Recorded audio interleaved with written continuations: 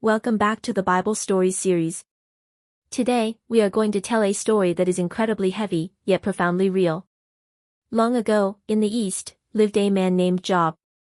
He was the very definition of a winner in life. He was the wealthiest man around, owning 7,000 sheep and 3,000 camels. He had a beautiful family with 10 children. More importantly, his character was flawless. He was generous, kind, and feared God.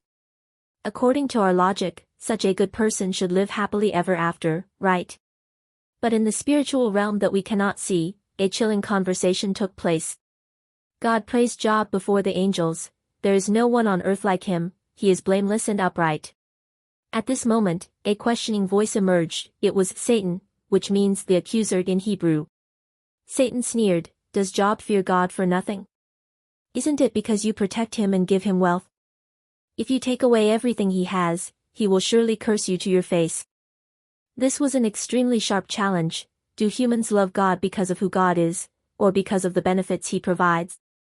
To prove that Job's faith was not a transactional exchange, God allowed Satan's test, but set a firm boundary: do not lay a finger on his life. The disaster struck without any warning. Within a single day, 4 messengers came running one after another, bringing devastating news. Bandits raided the oxen and donkeys and killed the servants. Fire from heaven fell and burned up the sheep. Enemies raided the camels. The final message was the most crushing. Your children were feasting, and suddenly a house collapsed, and they are all dead. Imagine this. In the morning, he was a billionaire with a house full of children and grandchildren. By evening, he was a penniless old man who had lost all his descendants. How did Job react? He tore his robe, shaved his head, and fell to the ground. But he didn't curse. Instead, he uttered words that have echoed through the ages.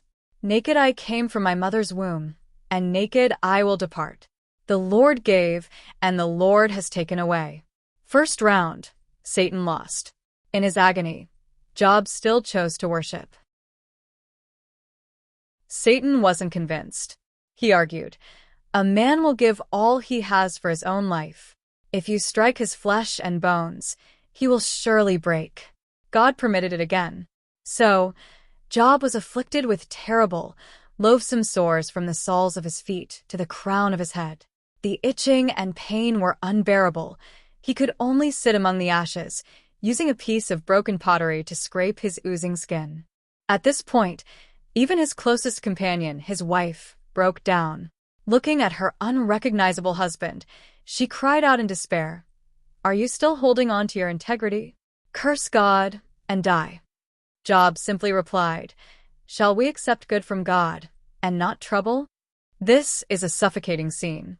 Job is sitting by a garbage heap, his body rotting, his heart shattered, yet he still did not sin with his lips. Hearing of Job's tragedy, his 3 good friends agreed to come and comfort him.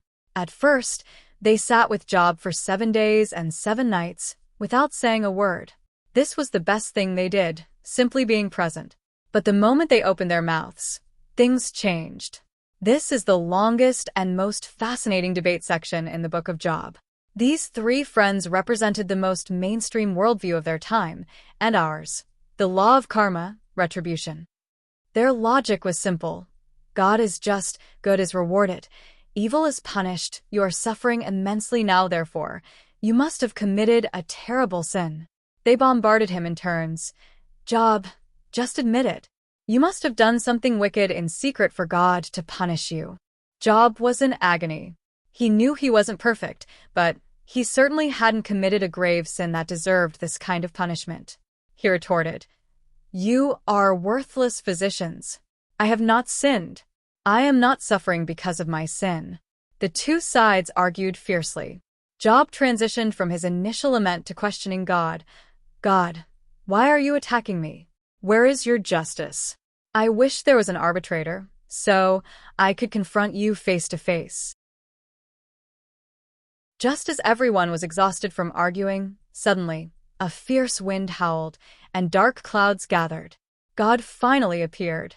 But he didn't speak from the whirlwind to explain why you are suffering, nor did he mention Satan's wager.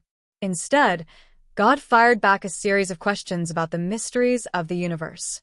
Where were you when I laid the earth's foundation? Can you bind the chains of the Pleiades? Do you know when the mountain goats give birth? Did you create the behemoth and the leviathan? God took Job on a virtual tour of the cosmos. From vast galaxies to deep-sea monsters, from weather patterns to the instincts of wild beasts. God's point was this: Job, if you can't even comprehend the workings of this physical world, how can you possibly understand my deeper providence in the moral world? I don't explain it because your human mind cannot contain the answer, but I am showing you my greatness so that you will trust that I am in control of everything. Facing the creator of the universe, Job's grievances, anger, and doubts instantly faded into insignificance. He no longer needed an answer because he had seen God. Job spoke the most beautiful sentence in the entire book. My ears had heard of you, but now my eyes have seen you. This is the mystery of suffering. Suffering didn't destroy Job's faith. Instead, like a refining fire, it burned away the impurities in his faith, such as transactional exchange and karmic logic, transforming his knowledge of God from hearsay to personal experience. His relationship with God reached an unprecedented depth. At the end of the story, God rebuked the three self-righteous friends because they had falsely misrepresented God's heart. Instead, it was the suffering Job who had to pray for these three friends. When Job prayed for his friends, God restored his fortunes. God gave Job twice as much as he had before, 14,000 sheep, 6,000 camels. He also had 10 more children, and they were even more beautiful than before. The Book of Job does not give us a simple formula to explain suffering.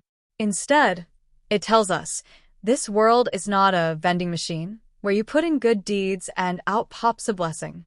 Faith is not about seeking good fortune and avoiding disaster, but about continuing to trust the God who rules the universe, even in the midst of inexplicable pain. Because true faith is unconditional trust.